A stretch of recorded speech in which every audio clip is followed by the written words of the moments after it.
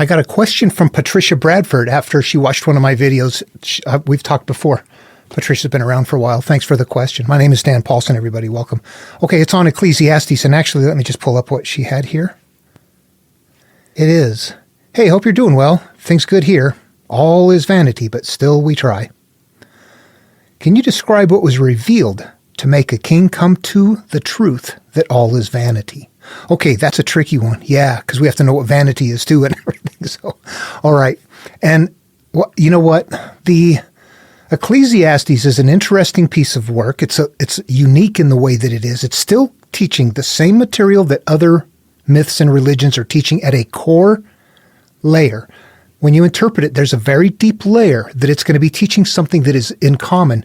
And it's not just David. This teaching is in upstream in Genesis. It is in Babylonian material. It is in Egyptian material, Hindu material. There's nothing new when you interpret Ecclesiastes. So when we're asking questions like what made a king come to the conclusion, what we have to understand is that back then, everything is being passed around verbally. Life is not like we have here. People are talking together, they're communicating, they have things memorized. We have such a shallow understanding, yet we're full of all kinds of things, and we think we're smarter than anybody in anything. That's just a part of evolutionary thinking.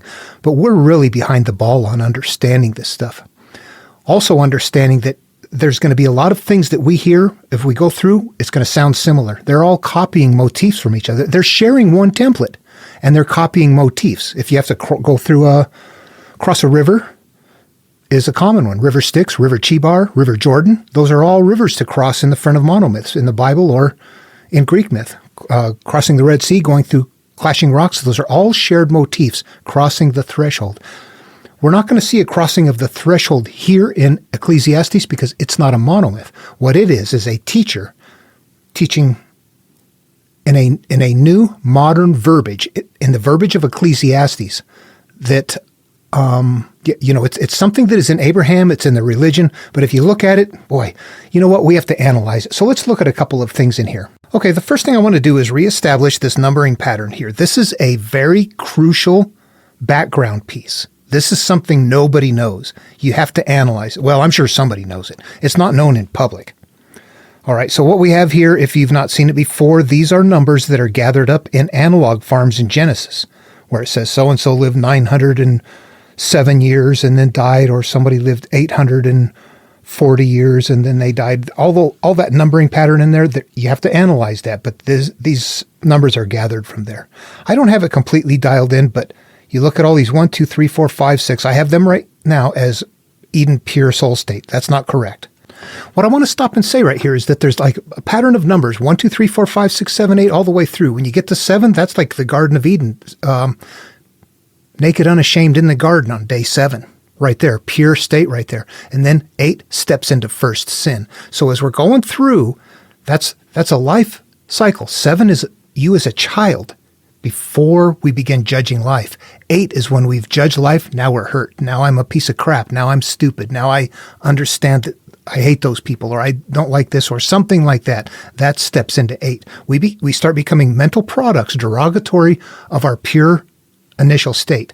So, and then as the numbers go on, they're holding patterns. We get into here, 4, Cain and Abel. The division happens. 5, looks like time goes on. That's the lineage. 6, flood. The world is bad.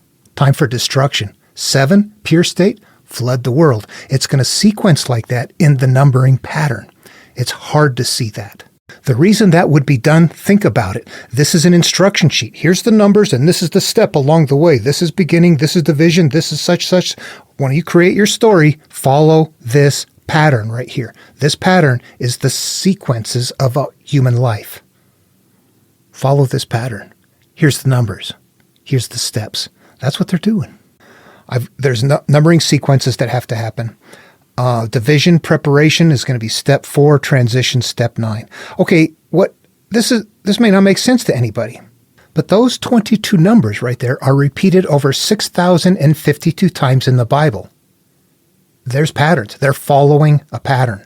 We don't see it. It's really kind of thick. You have to study it. This is very bizarre. But if I take this numbering pattern right here and I go to Ecclesiastes, and you can see something right off the bat. You see verse 3 right here? That's verse 3. There's going to be a word in here. If I put prophet in, let's go look, make sure. Prophet is repeated exactly 7 times in the book of Ecclesiastes in the King James Version. That's why you don't want to go downstream and pick up other versions. They mess this stuff up by changing words. We got a 3-7 right there. That replicates what we find in Genesis back on, let me switch over here. All right, here we look at it. I'll add some things to it as we go. What we have is 7th repeated 3 times, and it appears right here on verse 3. This is Langton put these chapters and verses in. He's helping point the way. He's trying to jog our brains because we don't have it memorized anymore. We don't know these things. So he put the numbers in, which is going to help us find this pattern. See it right there? What is 7? What is 3? 7 is the naked, unashamed in the Garden of Eden. 3 is, where are we up here on day 3? And God said that the earth bring forth grass and herb yielding seed, and the fruit tree yielding fruit after his kind, whose seed is in itself upon the earth, and it was so. Cause and effect. We're going to live through cause and effect, and we're going to start off in a pure state. 3-7, right there. So 3 probably means cause and effect, huh? Not pure state, but cause and effect. All right, so getting back over then to Ecclesiastes here, we have it. We have that in the beginning. And in every book in the Bible, we're going to find that. In verse 3, there's going to be something that's repeated 7 times, a word or a phrase. Or on verse 7, there's going to be a word or a phrase that is repeated 3 times. Or, in some cases, there'll be both. I want to show you why that numbering pattern is so important. There's stuff in here you read and you go, I don't know what that means. Okay, we get down here into 11, chapter 11, Ecclesiastes. The first couple verses, cast your bread upon the water, for you shall find it after many days. Give a portion to 7 and also to 8, for you know not what evil shall be upon the earth. What would it mean, give a portion to 7 and also to 8? Yeah. Live life partly pure and partly living the physical life. What do we have up here? Cast your bread upon the waters, for you shall find it after many days. Seek and you will find, knock and it will be opened. I've got that as a casting your bread upon the waters. What is that? You want something. God, I need to know this. And you shall find it after many days. It'll come to you. I don't understand this. I need to find it. Seek and you will find, knock and it will be opened. Let me describe that. It pertains to this material and to understanding it. Your brain will unhook it. When you're seeking and knocking, you're reading something going, what does that mean? Give a portion to 7 and a portion to 8. That's casting your bread upon the waters. And after a couple of days, you'll go, oh, I got it. It returns to you. But give a portion to 7 and also to 8, for you know not what evil shall be upon the earth. You don't know what evil is going to be inside of the life experience. You have to be pure, but you have to go live life. Then you got to be pure. You got to live life. Make sure as you're living life, you just don't give in to 8 completely. You're not going to stay at 7. 7 is pure child. We're going to go off and experience life. This is telling us to do it in a balance.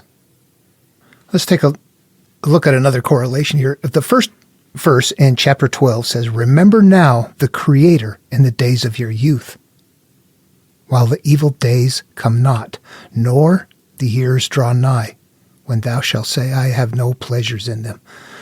So it's telling you to get back to your childhood days. Remember now the Creator in the days of your youth. What happens in Genesis? I'm not going to pull it up. I'll keep this short. But in Genesis, God is there, creates everything, doles out the punishment to Adam and Eve, and then after Cain and Abel, departs. God is gone. That right there, we just lost the God of our youth right there. That's us splitting and going on. When does God return? Remember now, the God of your youth, when it's time for Noah to be called and to turn inward to heal. Okay, I think I don't want to keep going on because I have a tendency to just get into this stuff and people are like, I didn't ask all that. So I know I don't have anybody to talk to us, so I get over the top with my explanation sometimes. Anyway, I wanted to answer that question as best as I could, but also show how I don't want to just say, oh, it's invented, it's been around forever. I want to demonstrate that that's the case, that it's something that exists elsewhere. I tried so hard to make that short that I left out something completely. All is vanity. What is vanity? Is life vanity? Really, vanity is holding on to things. It's not, it isn't doing thing is a waste, so just quit, don't even bother. That's not it at all. What it is go ahead and do things. Things are going to cycle, things are going to happen, things are going to emerge and continue to come around and around. And that if you live your life completely frazzled on that, that's the vanity right there. You might as well just accept what's going on and don't be all frazzled and freaked out about everything. Take no thoughts of what you're going to wear tomorrow. Unhook from these thinking that is all over the place. Worry, desire, want, worry, concern, pain, shame, all that stuff that we live through. That right there, that is vanity. Vanity of vanities, all is vanity. It doesn't matter what you do to feel that experience. Think life's going to happen the same way anyway. Why feel that way? That's the vanity. Patricia, I hope that does answer the question. There's nothing unusual here except for the wrapping paper. It's got a new engraving on top. It's carrying the same pattern, but the patterns are also visible in the numbering sequence if we know the numbering pattern, which I'm still working on. It's very old stuff and I can't, it's hard to understand it. The numbering pattern comes from, actually the numbering pattern, I find it in the Babylonian Enuma Elish. In Genesis, Noah's name is repeated 41 times. He's the called hero. Marduk is the called hero in the Enuma Elish. Name is repeated 41 times. There's patterns in here that we don't even know. If you memorize them, you could count it in your head. But without it being memorized and without looking on the computer, you'd never know it. We're so far removed from this stuff and we think we got it. Everybody's all over the outside, growing bigger, farther away from the narrow gate. Many outward are all those roads, all the religions, all that, or the beliefs, the way that people interpret it. Okay, there is one core in here. And I guess what I should say here is that if you had any further questions, specific or areas you might read a chunk and go, oh, I don't get that. Can you maybe apply some thought to that and see what happens? I'd be happy to. And anywhere else in the Bible for that matter as well. There's a lot of things I haven't looked at, but it's,